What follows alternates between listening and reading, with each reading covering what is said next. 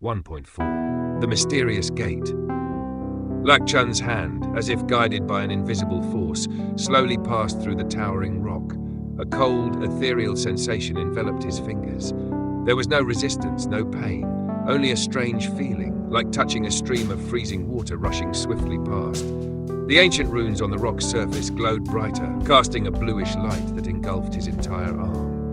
Driven by the instincts of a scientist from his former world, Lạc Trần tried to perceive and analyze the phenomenon. This was not matter in the conventional sense, but a special energy field. Perhaps a distorted space or an invisible gateway.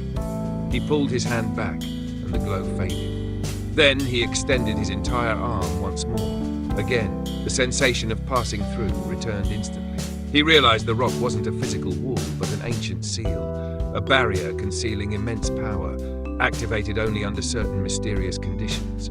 Tiny blue particles flowing along the stream through the rocky crevice, spirit motes perhaps, seemed to interact strangely with his body. Taking a deep breath, curiosity overpowering fear, Lạc Trần stepped fully into the crevice. As his body passed through the barrier, soft as water, a chilling surge pierced each of his acupoints.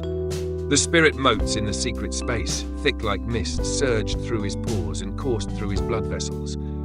Something strange happened. The motes didn't disperse, but instead gathered around his dantian and forehead, as if drawn in and held there. At that moment, a gentle whoosh echoed in Lạc Trần mind, as if the entire world around him had suddenly come alive. He could sense grass blades trembling, energy flows shifting between rocks and soil, even the faint breath of a tiny creature hidden in a crack, all of it vividly unfolding in his mind. His consciousness stretched, expanding beyond anything he had known.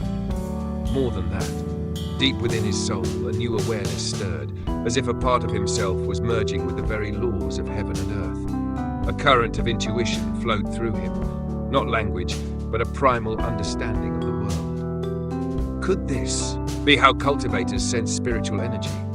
No. This is comprehension, understanding as if I were part of it. Dizzy yet exhilarated, Lạc Trần allowed himself to be drawn along by an invisible pull. He fell into a boundless space, shrouded in mist. No gravity, no direction. After a moment, a brilliant blue light flashed before his eyes and his body crashed onto a hard surface.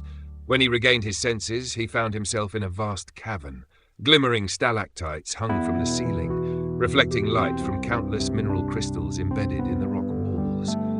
The spiritual energy here was thick like fog, multicolored currents drifting through the air, making every breath feel inexplicably refreshing. At the center of the cavern lay a clear lake. On its bed rested faintly glowing spirit stones. A small ancient tree stood by the lakeside, its jade-green leaves emanating a gentle fragrance and soft light, just like the place from which the spirit motes had flowed outside. Lạc Trần approached the lake, eyes fixed on the tiny motes of energy coalescing and dispersing. Beside the lake, a flat stone tablet came into view, engraved with strange patterns. Not letters, but abstract diagrams like encrypted blueprints or stylized physical equations. When his hand touched the stone, a flood of information rushed into his mind, not through language, but through direct sensation. The operation of spiritual energy, the structure of the cosmos, the transformation of elemental forces, as though he were seeing the pulse of the world itself. Staggered, Lạc Trần sank to the ground, body trembling. What had just unfolded in his mind resembled a celestial mechanics diagram and a universal law of return, a knowledge system far beyond any concept he had known. Someone, long ago, had left behind an entirely different path from traditional cultivation, not reliant on spiritual roots, but on understanding nature and the fundamental structure of all things. Science, or Tao, or perhaps they were never truly separate. He closed his eyes, focusing intently on the stream of information, linking and analyzing it using his scientific reasoning. A completely new path was beginning to unfold. Not to become powerful through blind absorption of spiritual energy, but through thought, enlightenment, and the integration of knowledge from both worlds. And here, in the cold heart of the earth, was the very first step on that path. 1.5 of The Old Man and the Ancient Tree. In the stillness of the cavern, Lạc Trần breathing gradually calmed. The stone slab beneath him continued to emit a soft glow, seemingly resonating with the awakened state of his expanded consciousness. He could sense a faint connection, some kind of resonance between himself and the laws governing this place. Across the lake, the small ancient tree trembled gently, as if acknowledging his presence. On one of its branches, a ripened fruit glowing with a pale blue light suddenly detached, not falling to the ground, but instead floating mid-air, slowly drifting toward Lạc Trần. His eyes lit up. This fruit, was it a spirit fruit, or something even more extraordinary? Though he couldn't be sure, his instincts warned him not to consume it recklessly. The spiritual energy it contained was unusually pure, and even more unsettling. It seemed to possess a will of its own. Just then, the air in the cavern began to stir. A gentle breeze swept through, an impossibility in such a sealed environment. Lạc Trần immediately turned. From within the swirling mist of spiritual energy, an elderly figure emerged from the rock wall like a ghostly apparition. Hunched over, clutching a wooden staff, the old man walked with slow, deliberate steps. He wore a simple robe of rough cloth. His hair and beard were white as snow, eyes deep and unreadable, and his expression carried a smile that didn't quite reach his lips. "Boy, so it really is you." The old man's voice was faint like a breeze, yet each word struck straight into Lạc Trần soul. He leapt to his feet, alert but showing no disrespect. "Senior, who are you?" The old man didn't answer immediately. He scanned the surroundings with his gaze, then nodded slightly. "It's been over 50 years since anyone set foot here. Of course, without a spiritual root, any ordinary person would have died at the barrier outside. But you are different." Lạc Trần heart trembled. He knew? "I am Don Mok, a wandering cultivator who has secluded himself in the Western Sea region, and you, stranger fallen from another world, carry a scent unlike any I've ever known." "Another world?" Lạc Trần whispered. He had no idea how this old man knew of his origins, but somehow he sensed no malice from him. Don Mok slowly sat across from him, resting a hand on the stone tablet. "This is a relic left behind by a strange being from an ancient era. Someone who, like you, had no spiritual root, yet still ascended the Tao. What you just experienced is only the first clue. But to continue down this path, you'll need a Tao heart. Not faith in power, but faith in law." Lạc Trần listened intently. Though the old man's words were cryptic, they struck at the core of his deepest questions. You absorb spirit motes not through meridians, but through instinct. That's because you're unbound by the traditional framework of cultivation, like an empty vessel able to hold what no one else can, but also easily shattered. Don Mok pulled out a small spirit stone and held it up. A spirit stone used by most to boost cultivation.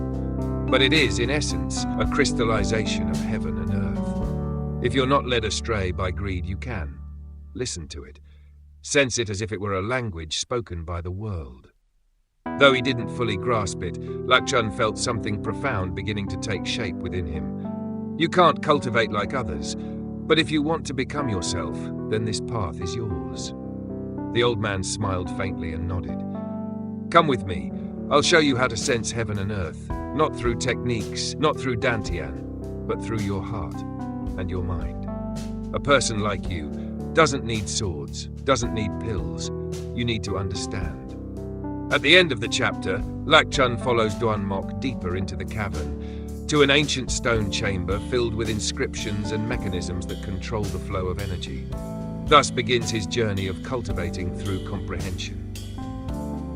Once, the ancient stone chamber, the beginning of the path of comprehension. After following Elder Don Mok through a narrow stone passage behind the ancient tree, Lạc Trần stepped into a new space, a mysterious stone chamber, about the size of a small room. It was hexagonal in shape, and its walls were covered with ancient runes.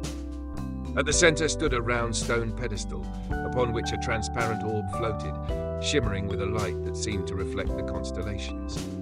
Don Mok pointed at the orb. "This is the Celestial Heart Spirit Orb, a device used to measure one's ability to sense spiritual energy. No techniques, no incantations, only heart sensing. If you can activate it, it means you possess the foundation of enlightenment. You don't need a spiritual root." Lạc Trần reached out, touching the cold surface of the orb. Instantly, it felt like his entire nervous system had been struck by an electromagnetic wave. The spiritual energy within the chamber began to stir gently. The orb began to emit a soft blue glow. Dawnmok nodded, a flicker of approval in his eyes. You have no spiritual root, so you can't practice conventional techniques. You can't cast spells or summon spiritual energy like other cultivators. But you possess a kind of resonant consciousness, rarer even than the so-called immortal physique.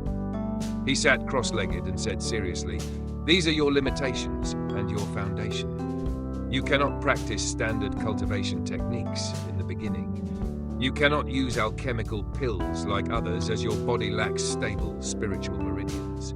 You cannot wield high-grade magical artifacts as you have no spiritual power to drive them. But in exchange, you may walk the path of comprehension, understanding spiritual energy before you ever wield it." The ancient stone chamber, where knowledge becomes power. Dawnmok raised a hand and traced a pattern along the stone wall. A series of ancient glyphs began to move, forming a map of energy, an animated model simulating the flow of spiritual energy across the cosmos. It was like a three-dimensional physical projection, governed by natural laws. This is the diagram of heaven and earth. Each point of light represents a type of spirit mote. Each stream represents a current of energy. Lạc Trần widened his eyes. It was like looking at an atomic model from quantum physics. With his sharp analytical mind from the former world, he quickly noticed patterns, energy convergence points, environmental interactions, and stable oscillation zones at the core. This world isn't mystical, it's structured, it follows laws. It's just that the ancients explained it using Tao. Dawnmok smiled. If you can learn to read these laws, even without using spells, you'll be able to manipulate spiritual energy in your own way. The first lesson, absorbing spirit motes with the mind. Dawnmok handed Lạc Trần a small pearl called the Clear Mind Bead, used to purify one's consciousness and isolate stray thoughts. No dantian, no meridian flow.